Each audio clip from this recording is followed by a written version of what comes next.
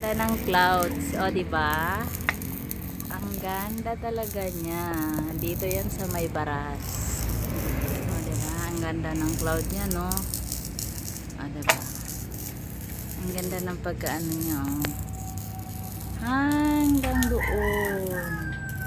Yung cloud na 'yan.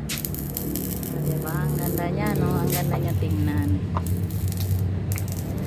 Parang ang puti ng ulap, o diba? Yan, oh.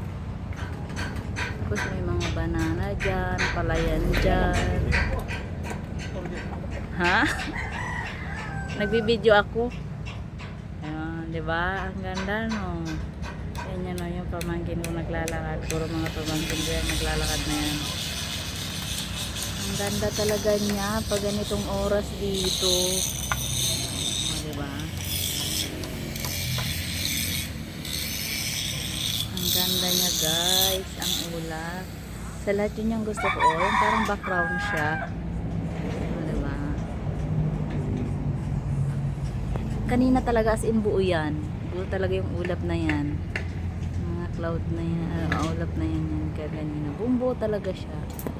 Ngayon, lalo na dito, oh.